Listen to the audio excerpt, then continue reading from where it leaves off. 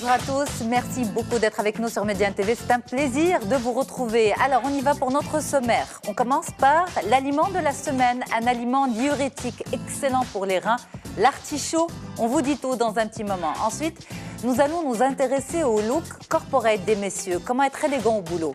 Le samedi, nous avons l'honneur de recevoir une femme inspirante. Et aujourd'hui, une femme qui a choisi de se former au coaching pour venir en aide aux enfants orphelins.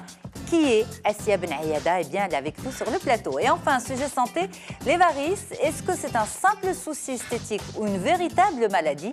Nous poserons la question à notre spécialiste. En tout cas, je vous remercie d'être avec nous. C'est un plaisir de vous retrouver. Et je retrouve tout de suite mes invités pour vous. À tout de suite.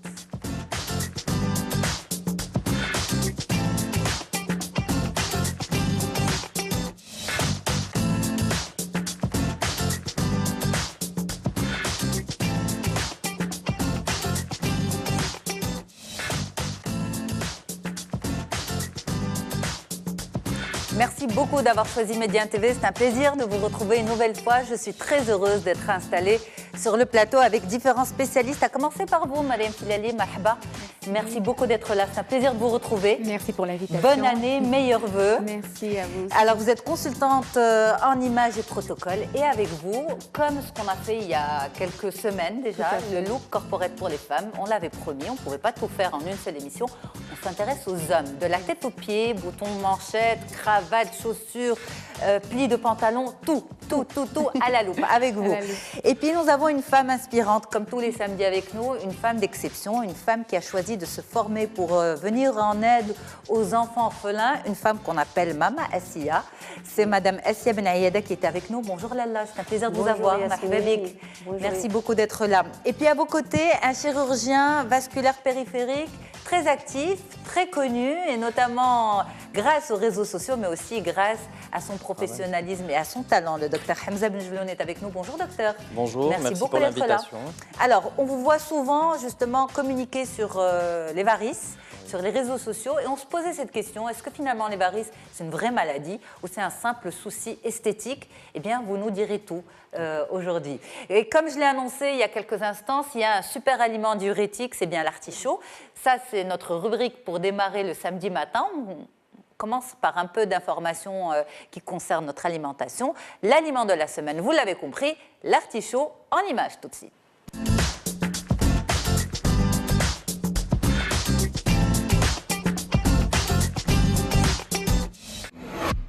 On dit qu'une personne qui tombe souvent amoureuse a un cœur d'artichaut.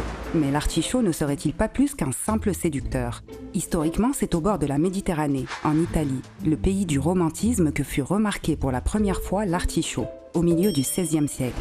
Au Maroc, les principales variétés consommées sont le blanc hierosis, le violet d'Alger, le salanquet et l'impérial star. Ce qui s'appelle le cœur, que l'on trouve au fond de l'artichaut et qui ressemble à du foin, ce sont en réalité des fleurs non écloses. Les feuilles, dont nous consommons l'extrémité, sont les écailles de ce beau séducteur. L'artichaut nous aide à prendre soin de notre santé. On y retrouve de nombreux minéraux tels que le calcium, le potassium, le phosphore, le fer et le sodium, et aussi des vitamines, notamment la vitamine K. Il est un coupe-faim naturel puisqu'il est riche en fibres, en insuline et en protéines. Il aide à la digestion et est riche en cynarine qui est un antioxydant bio. L'artichaut est aussi un bon allié contre le cholestérol. Il contribue à son élimination. L'artichaut se savoure de multiples manières et pas uniquement avec sa fameuse alliée, la vinaigrette. Au Maroc, bien sûr, on le retrouve en tagine, dans un mariage succulent avec les petits pois, en salade ou encore les délicieux artichauts farcis à la marocaine. Sous son manteau de feuilles, l'artichaut est à son meilleur en cette saison hivernale. Profitez-en, ce séducteur nous fait fondre le cœur. Ah, l'artichaut. Alors, un légume de saison, plein de poésie. Finalement, cet artichaut, il en cache des choses dans son feuillage. Moi, j'aime Filali, beaucoup. vous aimez? Ah, j'adore, ouais. J'adore. Même en hiver, avec le plat, avec le tagine. Le tagine, mais aussi en salade. Et c'est vraiment un délice. Absolument. Et beaucoup de personnes aussi consomment l'eau de cuisson parce qu'apparemment, c'est un bon diurétique. C'est bon pour les veines, docteur Benjeloun? Oui, tous les aliments naturels, pas trop cuits, pour ne pas détruire les vitamines et tous les nutriments. Et je sais que c'est un bon allié minceur aussi. Oui, c'est un bon allié minceur, absolument. C'est bien pour les reins, ça nettoie les reins. Une gourmande de l'artichaut, Madame Assia? Oui. Vous aimez? Oui, j'en aime beaucoup. Eh bien, super, super. Donc, c'était un bon choix, finalement, d'en savoir un peu plus sur l'artichaut. Merci à la rédaction. Allez, on parle de quoi? Eh bien, on parle de développement professionnel et de mode. Les deux ensemble, c'est tout de suite.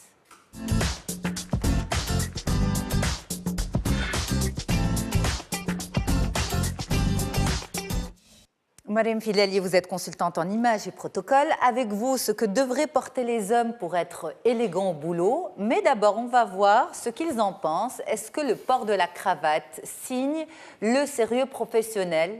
Eh bien, réponse.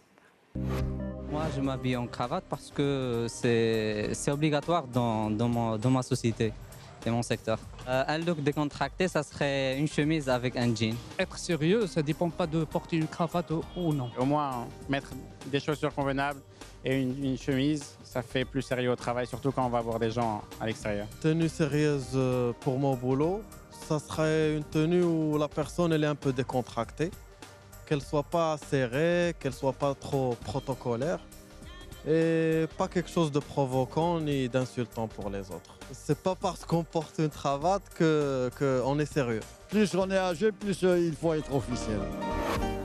Plus on est un jeune et plus il faut être officiel et plus il faut faire ses preuves par la tenue vestimentaire. Qu'est-ce que vous en pensez, Mariam Filali? Alors, moi, je dirais plus qu'il faut en fait répondre aux valeurs de l'entreprise. Tout dépend. Quelles sont les valeurs de l'entreprise dans laquelle on travaille. Si les valeurs sont plus décontractées, plus communication, on ne va pas être obligé de porter une cravate. Par contre, si les valeurs sont rigueur, sérieux, strict, là, je ne suis pas d'accord. Là, il va falloir porter la cravate, la chemise formelle. Okay. Voilà. Alors, la chemise, la cravate, tout ça, il ne suffit pas de sortir une cravate, une chemise, une veste, un pantalon pour dire j'ai le look entreprise. Tout à fait. Il y a des mesures particulières. Oui. En fait, ce qu'il faut bien comprendre, c'est l'image, enfin le code professionnel. Qu'est-ce que c'est le code vestimentaire? Pourquoi on va l'utiliser? Pourquoi on va prendre conscience qu'il faut faire attention à l'image de soi? Parce que tout simplement, on va dégager un message. On va transmettre un message qui est celui d'abord de la confiance. Et on sait très bien que la confiance, c'est la base pour les relations professionnelles. Donc, comment on va provoquer cette confiance? C'est par une image soignée. Mais une image soignée, comme vous le dites très bien, c'est pas porter n'importe quelle cravate, n'importe quelle couleur, n'importe quel soignée et sobre. Est-ce que la sobriété est importante? Oui, tout dépend du milieu professionnel et surtout du secteur dans lequel je travaille. Je dis un exemple, et ça dépend aussi dans quel poste. Une personne qui travaille dans l'accueil n'est pas la même qu'un cadre, n'est pas la même qu'un manager. Donc ça, il faut que... Et aussi, moi je dis aussi, ça dépend de la hiérarchie. Moi je prends toujours l'exemple de la pyramide de Maslow, vous en parlez toujours du coaching ici, les premiers besoins. Je vais prendre un exemple simple, par exemple du tissu. Le premier besoin, c'est de se couvrir et de se réchauffer. Le deuxième besoin, ça va être esthétique. Troisième besoin, ça va être de qualité. Et c'est toujours dans le même tissu. C'est la même chose dans une entreprise. Plus on monte, plus on va faire attention aux détails, aux petits détails. Ça va être la cravate de soie, le tissu va être en laine, donc voilà, tout dépend. Donc, de la qualité. Il faut de la qualité. Donc, il faut bien se mettre dans la tête que nous travaillons dans une entreprise, dans une communauté, et nous avons un message à transmettre. Donc, OK. Voilà.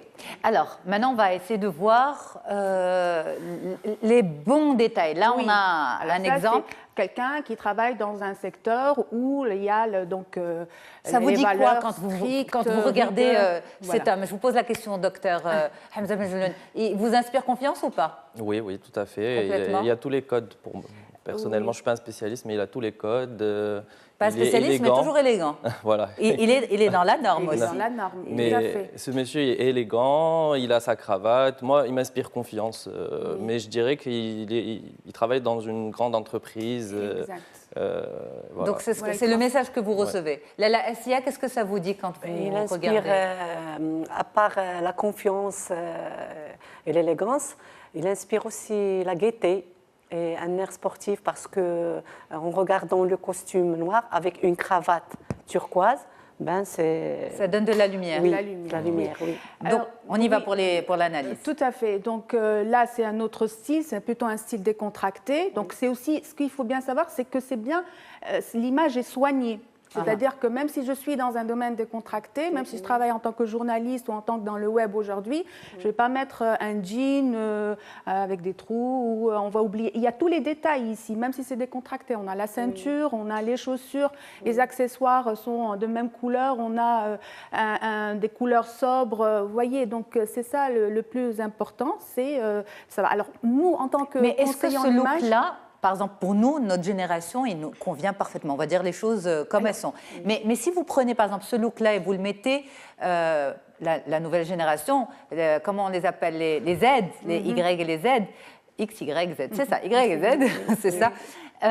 C'est un look qui est loin de leur monde à eux. Et en fait, vous allez prendre un jeune homme à qui vous allez dire habille-toi comme ça, il va vous dire mais je peux pas, c'est pas propre à ma génération, ça ne me correspond pas, ça ne correspond pas à mon identité.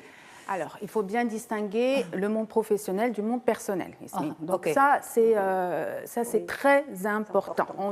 On a notre garde-robe qu'on peut porter les week-ends et on a notre garde-robe qu'on peut porter quand on travaille.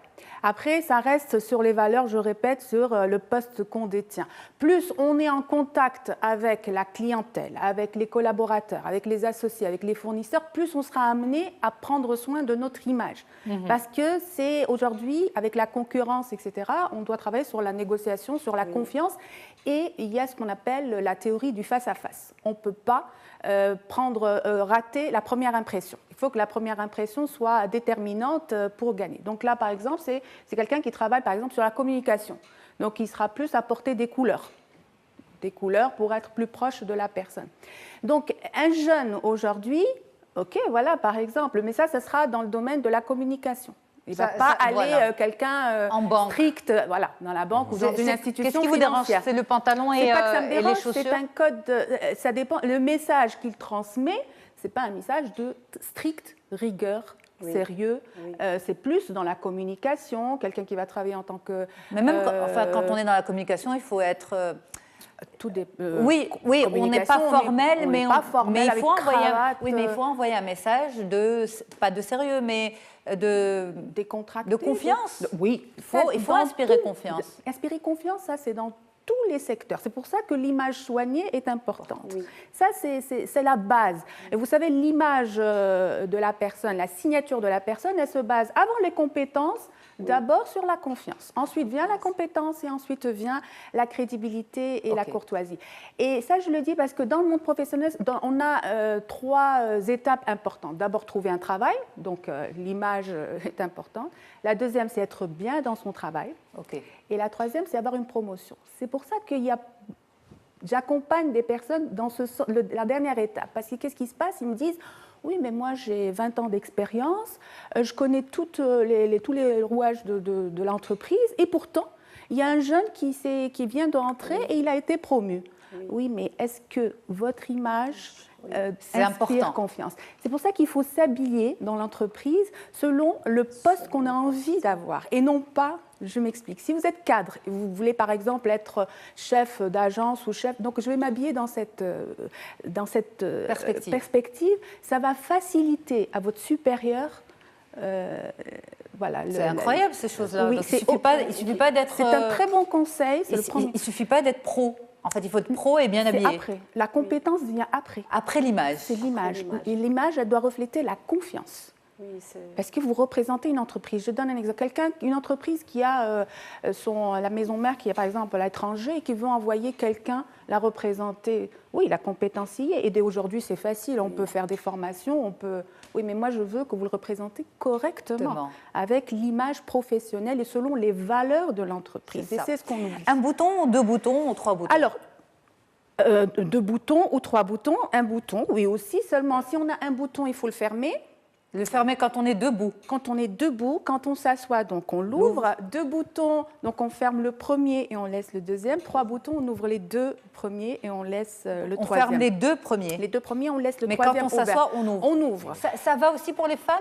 Pas obligatoirement. Les femmes, ce n'est pas la même chose pour les hommes. Okay. Ça, c'est le code vestimentaire pour les hommes. Exactement. Maintenant, je sais que je vais ajouter une petite chose. On a des fois les hommes qui ont un ventre assez volumineux, donc ils ne peuvent pas fermer. Là, en tant que conseillère en image, on va jouer sur les lignes pour qu'on va laisser la veste ouverte, on va mettre la cravate plus allongée, plus large. Pour montrer un peu la longueur. Ça, ce sont les erreurs. Oui. Les erreurs, par exemple, un costard avec une montre sportive ou des bracelets, donc cela à éviter. Mais ça dépend dans quel contexte. Pardon. Moi, je parle du code vestimentaire. Quel que soit le contexte, costume et... Costume, on ne porte pas de veste, on monte plutôt une montre plate. Voilà. Donc ça, ce sont des conseils pour éviter les erreurs, les destructeurs de l'image professionnelle. Ok. Voilà. Alors, Mariam Filali, nous avons des questions pour vous. On va prendre la question de Saïd qui vous dit, est-ce qu'on peut oser les baskets avec un costume ?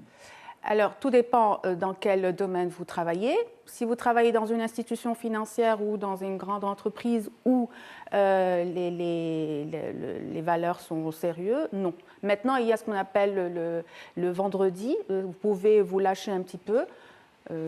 Ça, c'est à voir avec... Ça dépend de vous. Quel est votre message que vous voulez transmettre? Moi, de mon côté, je ne conseille pas. Mais si vous le voulez, tout dépend. Parce qu'il ne faut pas oublier que lorsqu'on choisit un vêtement, il y a un message qui est tout à fait. véhiculé. Le vêtement communique. Alors, vous pouvez nous dire ce qu'on communique là, nous, maintenant ? Alors, oui, tout à fait. Donc, monsieur, il est vraiment dans le sérieux, dans le strict, dans le professionnel. Il inspire vraiment confiance. Pas de cravate. C'est pas obligatoire puisque vous êtes... voilà, donc, mais quand même, vous inspirez. Et la cravate, c'est un accessoire. Alors justement, les médecins, il y a beaucoup de médecins qui s'imposent la cravate et d'autres pas. Et c'est pour envoyer un message, je pense. Alors, que pensez-vous du message qu'ils envoient? Là, vous êtes strict, mais il y a un côté décontracté avec la chemise ouverte. Je fais jeune, voilà. Les lunettes sont très sérieuses. Voilà. Si j'ai des conseils, c'est un peu changer le cadre. Ça va donner un peu plus de moins sérieux dans le carré. Voilà. Okay. J'en ai plusieurs. Voilà, parfait. Très bien. Madame, très bien aussi. Elle a ce côté chic que j'aime beaucoup, cette petite broche qui la met en valeur, qui rappelle un petit peu ce côté qu'elle en a parlé. De toute façon, je laisse les téléspectateurs découvrir un peu son histoire, qu'elle nous a raconté un peu. Moi, je suis hors... Non, tu es très bien. Hors circuit. Tu es dans le journalisme, dans les couleurs, comme toujours. Merci. Je veux juste rajouter quelque chose sur ce côté-là. Parmi les soft skills, maintenant, pour réussir une carrière ou bien obtenir un emploi et réussir un entretien d'embauche, c'est l'image et le comportement vestimentaire. Tout à fait. Parce que c'est comme ça qu'on peut faire la sélection. C'est ça. Et vous accompagnez des jeunes étudiants, justement, Mariam. Exactement. C'est ça, en fait, c'est les soft skills, parce que les hard tricks, aujourd'hui, c'est obligatoire. Mais il y a tout le comportement, la gestuelle, le non-verbal, l'habillement, les couleurs qu'on doit prendre en considération. Merci beaucoup, Mariam Filali, consultante image et protocole. Nous allons continuer l'émission ensemble. On va marquer une courte pause et on revient pour la deuxième partie où on en saura un peu plus sur notre femme inspirante de cette semaine. Mama Assia, comme aime l'appeler tous ses enfants, Assia Ben Ayada est avec nous. Et puis, nous avons aussi ce sujet sur les varices. Est-ce que c'est un simple souci d'esthétique ou une véritable maladie? On en parlera également. Donc, on se retrouve dans un petit moment. On compte sur vous. À tout de suite.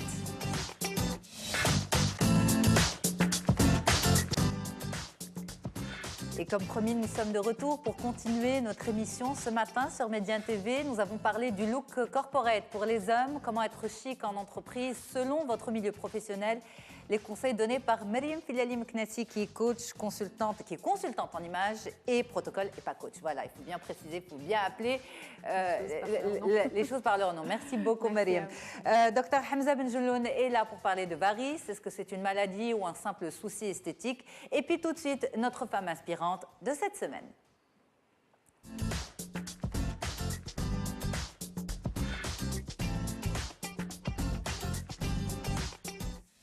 Laila Assia Ben Ayada, merci beaucoup d'être avec nous. Vous êtes notre femme inspirante de cette semaine et c'est une rubrique vraiment que nous adorons au sein de la rédaction parce que ça nous permet de rencontrer des femmes d'exception, ça nous permet de mettre en lumière des parcours de vie, professionnels ou autres.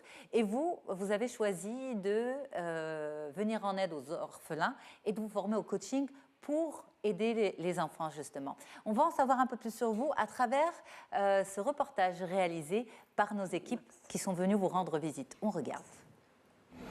Assia Ben Ayada, coach professionnel et personnel, coach scolaire et praticienne PNL.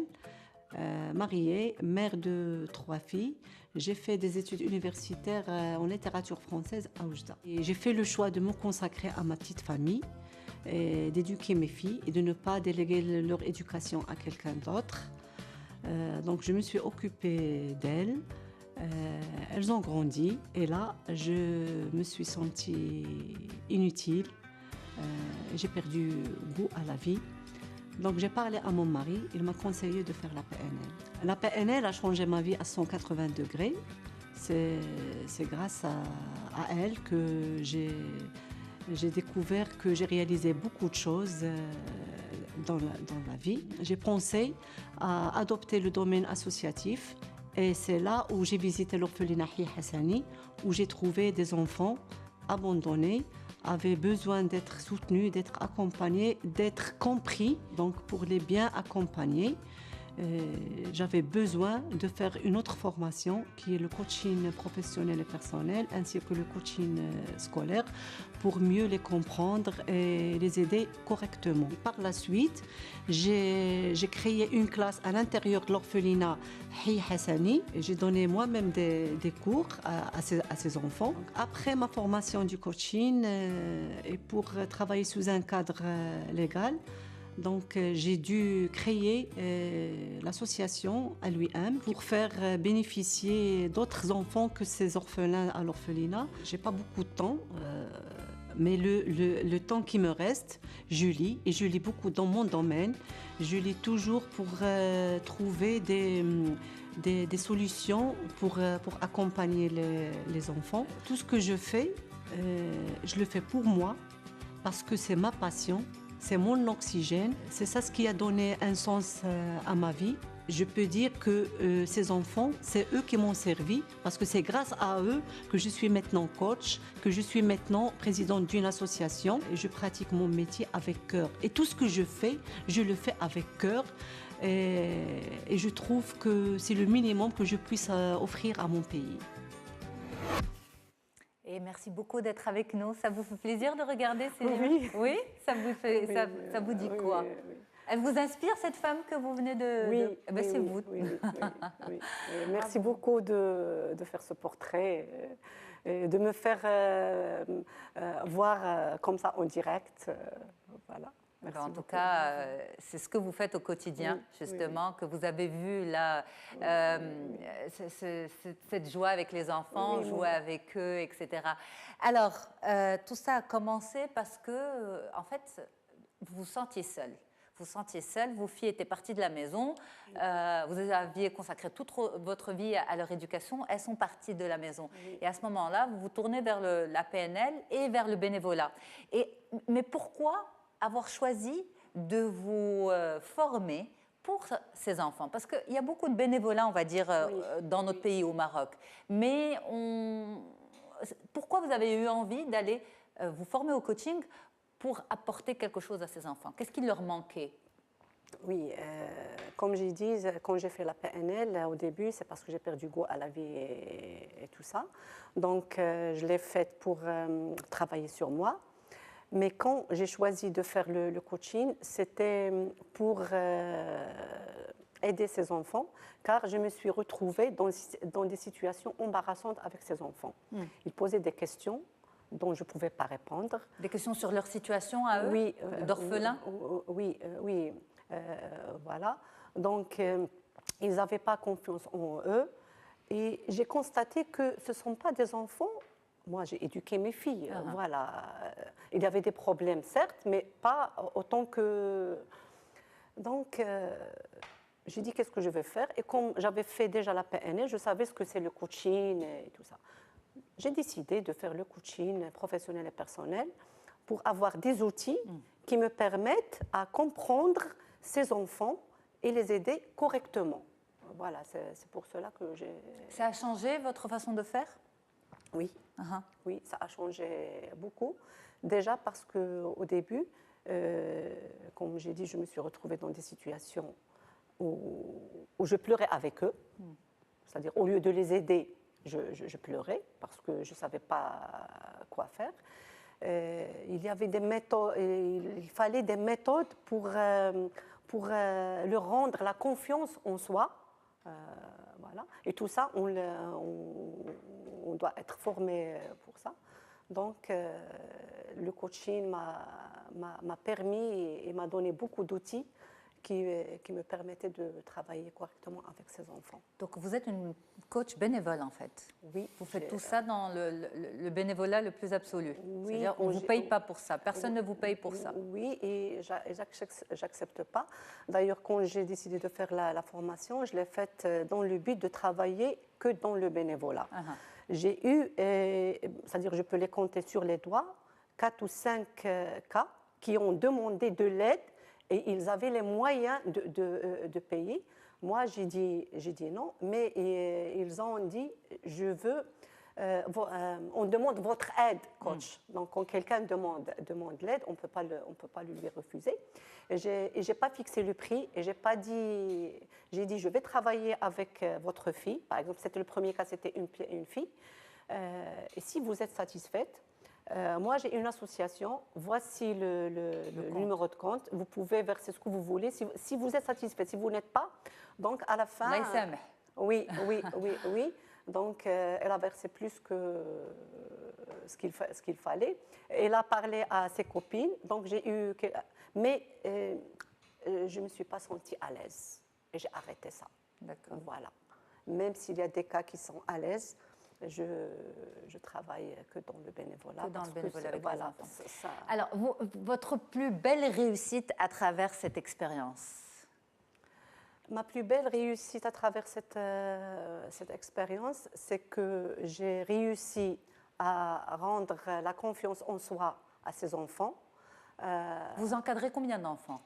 À l'orphelinat, il y avait 47 enfants, dont les enfants, les adolescents et les jeunes adultes. Mais finalement, l'année dernière, cette année, il a eu son bac. Ça n'a jamais été à l'orphelinat.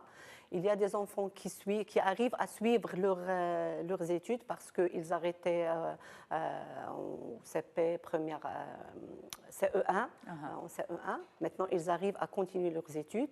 Et la plus belle réussite qui m'a le plus marquée, c'est que j'ai pu insérer quelques jeunes à l'emploi. Voilà, ils sont maintenant indépendants dans leur vie.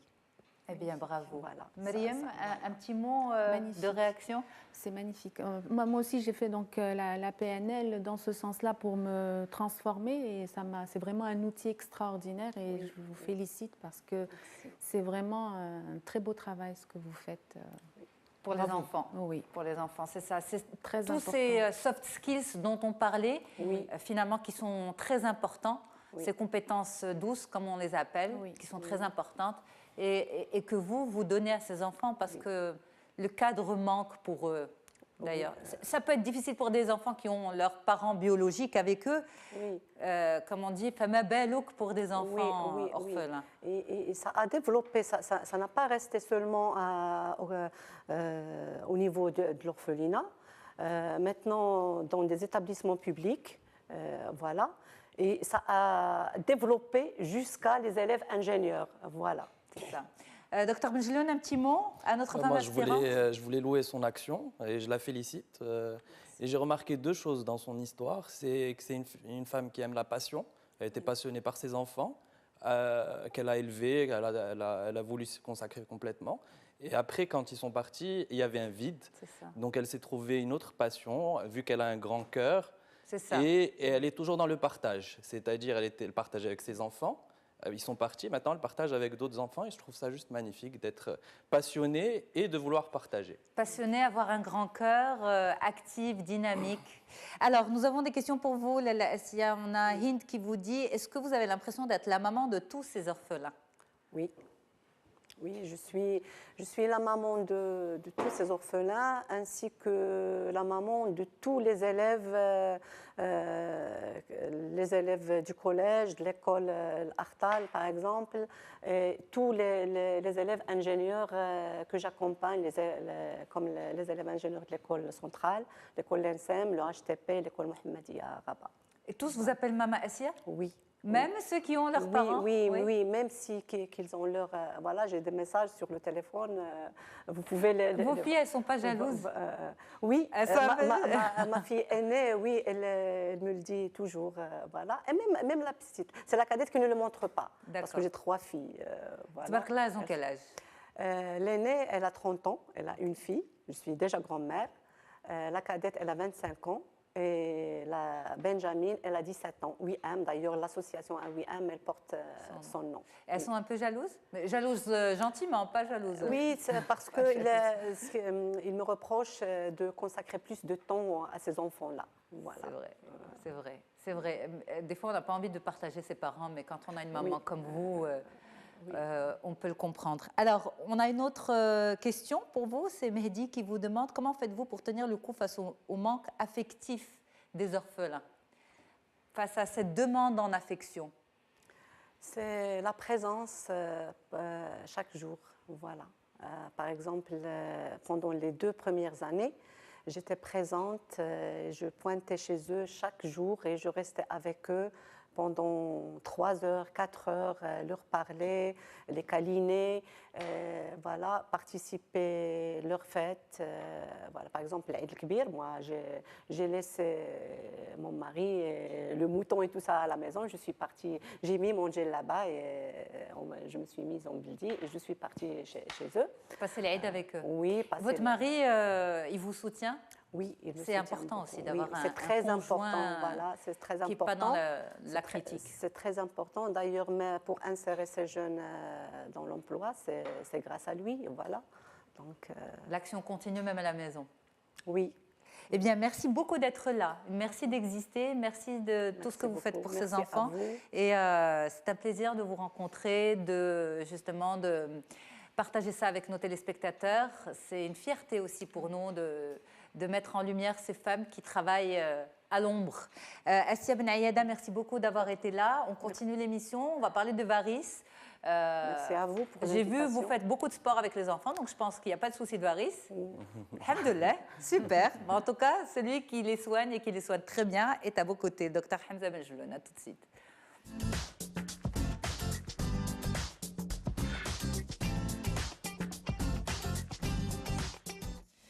Alors, Dr Hamza Benjeloun, vous êtes chirurgien vasculaire périphérique. Nous allons parler des varices avec vous. Est-ce que c'est un problème d'esthétique ou une vraie maladie? Mais d'abord, qu'est-ce que c'est? Comment ça fonctionne? En images, nos équipes ont préparé une animation pour nos téléspectateurs. On regarde et on revient. Alors que le cœur crée la pression nécessaire à l'envoi du sang dans les artères, des valvules anti-retour sont présentes dans les veines pour favoriser le retour du sang vers le cœur. Si ces valvules fonctionnent mal, les veines peuvent se gorger de sang, elles peuvent se tordre et gonfler, devenir visibles à la surface de la peau, souvent au niveau des jambes et des pieds. Cet état appelé varice est courant et plus particulièrement chez les femmes. Cette affection vasculaire peut être accompagnée de gonflements des jambes, de démangeaisons, de brûlures, de douleurs et laisser apparaître de petites veines ramifiées en étoiles. L'hérédité est le principal facteur de développement. Toutefois, la grossesse, des périodes prolongées de position debout, l'obésité et le vieillissement peuvent aussi y contribuer. En cas de symptômes, un seul mot d'ordre. Ne souffrez pas en silence et n'attendez pas les complications. Consultez votre médecin. Alors, docteur Benjeloun, dites-nous, c'est une maladie ou c'est un souci d'esthétique? Je vais répondre rapidement à cette question. Évidemment, c'est une maladie et c'est un souci esthétique. Les deux? Oui. Alors, comme c'est bien expliqué dans le documentaire, les varices, c'est un problème de circulation. Il y a un mauvais drainage. À cause de ces varices, de la périphérie vers le cœur. De la périphérie, c'est-à-dire des pieds? Oui, des pieds. Ça peut être même ailleurs. Et on peut avoir des varices au niveau des jambes, au niveau du bassin. Donc, on peut avoir des varices presque partout. Alors, ces veines ne font plus leur travail naturel, qui est de drainer vers le cœur. Et au lieu de drainer vers le cœur, elles refluent. Donc, au lieu de vider l'organe en question, là, on va parler des jambes, au lieu de vider la jambe de sang, ils la remplissent. Et c'est ce qui crée les œdèmes, les gonflements et les différents symptômes. Et les symptômes, qu'est-ce qui caractérise une maladie? C'est que ça altère la qualité de vie d'une personne. Alors pardon, on a une image, désolée de vous interrompre. Alors, en fait, on voit une petite coloration sur les jambes. Oui. Est-ce que ça, c'est des varices ou c'est juste des veines colorées et la varice, c'est la grosse veine? Alors, ça, c'est des télangiectasies, ce qu'on appelle des varices arénées, des spider veins. Et en dessous, il y a des veines un peu bleuâtres et de taille moyenne qu'on appelle des veines réticulaires. Et parfois, au-dessous, il y a des grosses varices, c'est-à-dire encore... Ce qu'on appelle varices, en fait, c'est des veines de plus de 3 mm. D'accord. C'est ce qu'on appelle varices. Mais ça, et celle-là, je pense qu'il y a un panaché. Il y a les trois. Il y a un panaché. Voilà. Mais est-ce que quand on a ça et qu'on ne voit pas la grosse veine, oui. Est-ce que c'est la porte ouverte à la varice, à la grosse veine? Si on ne traite pas ça, ça se complique. Et justement, alors qu'est-ce qui se passe quand on ne traite pas les varices? Ça ne fait qu'évoluer. En fait, on ne fait que reporter son traitement, parce que si on ne le traite pas immédiatement, on devra les traiter dans 3 ans ou dans 6 ans, quand ça sera encore plus évolué. Les varices stagnent rarement, ne se diminuent jamais. Donc, si on a un peu de chance, ça va stagner 1 an ou quelques semaines, mais sinon, ça va faire que se multiplier. Les femmes, d'été en été en général, elles remarquent qu'il y en a de plus en plus, que ça s'étend de plus en plus. Donc, ça commence parfois par les fines, mais il y a des femmes, où ça touche même les hommes, ça commence directement par les grosses varices. D'ailleurs, les hommes ont plus les grosses varices en général que les fines varices. Mais qu'est-ce qui fait le plus mal? C'est les grosses varices ou les fines? Les deux. Alors moi, je dirais que ça dépend plutôt de la sensibilité personnelle de chacun. Chacun a un seuil de douleur, a une sensibilité. Il y a des femmes et même des hommes qui ont que des fines varices et qui se plaignent des symptômes, et qui n'ont pas du tout les grosses, comme il y en a qui ont des très grosses et qui n'ont pas beaucoup de symptômes, qui ne se plaignent pas beaucoup des symptômes. Ça ne les dérange pas beaucoup. Alors, est-ce que tant qu'on n'a pas mal, il ne faut pas y toucher? Parce qu'on entend que ça revient. Non, je viens de vous dire que ça ne fait qu'évoluer. Vous savez, en France, les varices, c'est parmi les premières interventions chaque année. En nombre, c'est les interventions pour les varices en ambulatoire. Donc on traite ça, ça touche beaucoup de monde. Ça touche une personne sur 2, une personne sur 3 qui est touchée par ces varices. Et il faut traiter pour éviter les complications. Il y a des femmes qui n'ont aucun symptôme, qui ont des varices. Et pour des raisons particulières, peut-être financières, où elles n'ont pas le temps, elles laissent traîner les choses. Et il y a des femmes qui viennent, par exemple, avec des complications très graves, qui sont des phlébites. J'en vois quasiment chaque semaine, il y a 1 ou 2 cas. C'est-à-dire, c'est au niveau de ces veines, à cause des varices qui ont ralenti la circulation au niveau de la jambe, par exemple, il y a eu un moment, d'autres circonstances qui ont fait qu'il y a eu une phlébite, c'est-à-dire que, par exemple, un traumatisme, un caillot qui se forme au niveau de la veine. Et là, c'est très grave. On est obligé de passer à la chirurgie, alors qu'avant, on pouvait la traiter sans chirurgie. On est obligé de donner parfois des anticoagulants, surtout si cette phlébite est profonde. Donc, là, on rentre, vous voyez, c'est pour ça que c'est une maladie, c'est que c'est une maladie avec des symptômes, avec des complications qui peuvent être graves, les complications. Il y a la phlébite, c'est très grave, on peut en mourir. Est-ce que c'est aussi la porte d'entrée aux accidents vasculaires cérébraux, à la crise cardiaque? Non, ça c'est plus les maladies artérielles. Ok. D'accord. Là, on est dans le veineux, c'est la phlébite, et c'est plus l'embolie pulmonaire, c'est-à-dire le caillot qui est dans la veine, il peut monter, traverser le cœur, aller vers les poumons. Et boucher, si vous voulez, les artères pulmonaires et donner une embolie pulmonaire, elle n'arrive plus à respirer. Et ça peut être foudroyant, direct une phlébite et faire... Donc en fait, dès qu'on remarque des colorations sur les jambes... Il vaut mieux voir un spécialiste. Il faut voir un spécialiste. Il vaut mieux voir un spécialiste. Et qu'est-ce qu'il risque de proposer? Parce que justement, il y avait très peu de spécialistes de varices ou vasculaires qui traitent ça. Donc beaucoup aller chez le cardiologue ou aller chez les médecins généralistes qui ne sont pas toujours au courant qu'il faut nous les adresser. Donc, ils leur donnent plutôt un traitement juste symptomatique. Pour calmer la douleur. Pour calmer la douleur, mais ils ne traitent pas la maladie de fond. Alors, il vaut mieux traiter la maladie de fond, déjà pour arrêter l'évolution, parce que ça ne fait que s'aggraver, et de 2, pour soulager le patient des symptômes, s'il en a, Et de 3, l'esthétique, parce que beaucoup aussi sont demandeurs de... elles veulent avoir, ou ils veulent avoir des jambes. J'ai eu même des messieurs complexés par ça, parce qu'ils avaient de trop grosses varices, et ils veulent avoir des jambes sans varices. C'est ça. Voilà. Et donc, comme dans la médecine, quand on a des symptômes, c'est qu'il y a quelque chose qui ne va pas. C'est un signal d'alarme. Qu'il y a quelque chose qui ne va pas, il faut aller consulter. On ne peut pas se traiter tout seul. On peut suivre quelques conseils, un peu de sport régulièrement, et pas n'importe quel sport. On peut perdre un peu de poids, donc ça soulage, mais il vaut mieux voir un spécialiste qui va voir tout ça, qui va mettre en ordre tout ça, et qui va vous donner les meilleurs conseils, au moins pour freiner la maladie. C'est déjà un gain de freiner la maladie, et 2, bien sûr, d'en guérir complètement, ça serait encore mieux. C'est ça. Mais en parlant d'hygiène de vie et de sport, alors vous avez des sportifs qui, malgré la pratique d'un sport, ont des varices. Oui. Parce que justement, les varices sont multifactorielles, les causes sont multifactorielles. Il n'y a pas une seule cause en général, c'est une personne.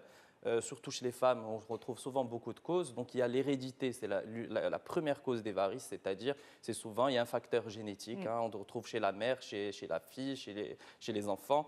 Donc le facteur héréditaire fait que vous avez des veines un peu plus fragiles qui vont tomber malades un peu plus souvent que ceux qui n'ont pas d'hérédité. Donc il faut faire plus attention, faire plus de prévention que quelqu'un qui n'a pas d'hérédité. Par exemple, si votre maman a des varices, il vaut mieux se mettre au sport, avoir une bonne hygiène de vie. Alors justement, les varices, ça a un grand lien avec l'hygiène de vie.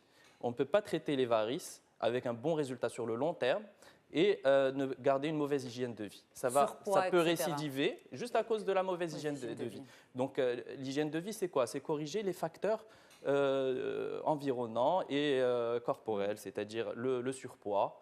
La profession est grande pourvoyeuse de varices. Donc quelqu'un qui a des métiers stationnaires où on ne bouge pas, comme assis trop longtemps ou debout trop longtemps. Donc soit tous les métiers de comptoir, pharmaciens, ou les coiffeurs par exemple, ou tous ceux les gardiens de sécurité, ou alors les métiers où on est assis trop longtemps, comme les banquiers, secrétaires, tous les métiers où on est assis trop longtemps. Donc la profession, il y a des conseils à suivre pour se prémunir, ne pas laisser, au moins freiner un peu la maladie. Marcher toutes les 20 minutes? Alors, quand on est debout trop longtemps, mettre les chaussettes médicales. Il y a des chaussettes de contention qui font comme un massage, ça soulage un peu le drainage. Et deuxièmement, c'est de circuler quand on est debout, de ne pas rester trop longtemps debout, dans la même position, et de mettre, pour les femmes, des talons pas trop hauts. Parce qu'il y a des hôtesses de l'air, par exemple, qui en mettent beaucoup, des hôtesses d'accueil. Donc, il vaut mieux mettre des talons de 2 à 5 cm en général. Le plat aussi, c'est mauvais, ça donne une mauvaise circulation. Il faut juste une petite hauteur.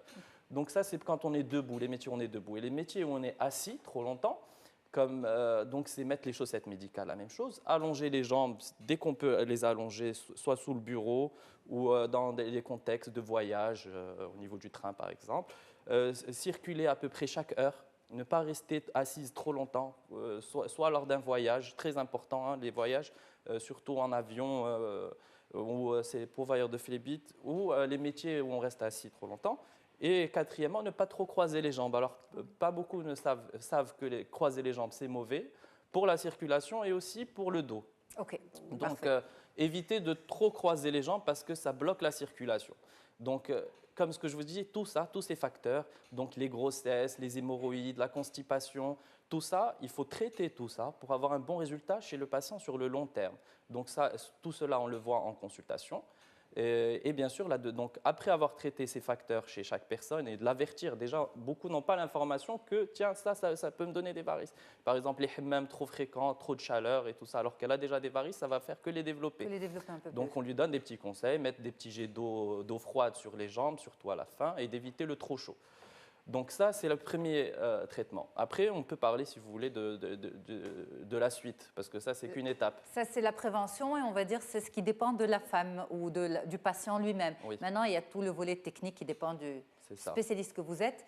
Je pense qu'on ne pourra pas vous suivre dans la technicité. Oui. Mais je pourrais simplifier, si vous voulez, les traitements. Rapidement, docteur. Juste pour dire aux patients qu'il n'y a quasiment plus besoin de chirurgie, parce que beaucoup de patients ont des varices, et surtout les grosses varices, et on leur a dit qu'il fallait se faire opérer obligatoirement avec la rachianesthésie. Maintenant, tout cela est évitable. Maintenant, on traite ça juste sous anesthésie locale, voire pas d'anesthésie locale.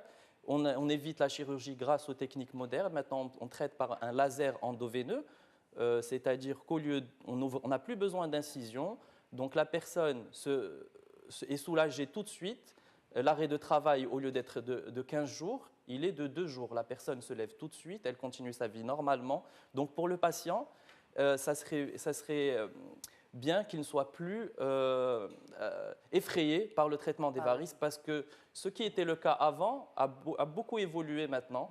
Maintenant, il n'a plus besoin d'être effrayé. Le traitement se fait juste par une simple piqûre. Donc c'est équivalent à un prélèvement sanguin. Okay. Donc vous voyez que c'est beaucoup plus simple. Ça fait aussi mal que ça. Non, ça ne fait pas aussi mal que ça. Voilà, c'est pas plus compliqué que ça. Non. Merci, docteur. Alors, nous avons une question pour vous. On va en prendre une seule. On en a pas mal, mais on en prend une par manque de temps. Alors, Loubna vous dit, les varices peuvent-elles être dangereuses? Oui, ça justement, nous permet de rappeler un petit peu. Les varices peuvent être dangereuses. Alors, beaucoup pensent que on peut laisser traîner ça très longtemps, il n'y a pas de problème. Alors, des varices, ça donne des complications, comme ce qu'on a dit. Les complications, qui est des taches brunes qui auront du mal à partir si elles tardent à les traiter. L'ulcère veineux, c'est-à-dire elle peut avoir une blessure au niveau de la jambe qui ne cicatrise pas. Okay. Tant qu'on n'aura pas traité les varices, elle ne cicatrisera pas. Et elle peut avoir une phlébite, comme ce que j'ai dit, la phlébite qui est la complication la plus grave de ces varices. Donc, beaucoup de femmes attendent la phlébite pour venir consulter en urgence avec une jambe qui fait très mal, qui a gonflé. Et là, le traitement est beaucoup plus compliqué. Alors, le message à donner, c'est plus on traite les varices tôt, plus le traitement sera efficace et moins il sera cher. Donc, il y a beaucoup de raisons à aller consulter tôt. Voilà. Parfait. Eh bien, merci beaucoup pour toutes ces explications, docteur. J'espère que vous avez tous passé un bon moment sur le plateau. C'était agréable? Oui. C'était bien? Super. Oui. Vous revenez? Bien sûr. Avec plaisir? Évidemment. Tout le monde? Même sans invitation. Merci beaucoup. C'était un plaisir de vous avoir. Mariam Filali, consultante image et protocole. Assia Ben Ayada, coach et femme inspirante de la semaine. Et puis, Dr Hamza Menjeloun, chirurgien vasculaire périphérique. Merci à toutes et à tous d'avoir été avec nous, d'avoir choisi Médien TV pour vous accompagner. Merci à toute l'équipe, rédaction, technique, production, réalisation. Merci tout le monde. Bref, très bonne suite. Merci à vous, Lalla. Très bonne suite des programmes à tous. À bientôt. Au revoir.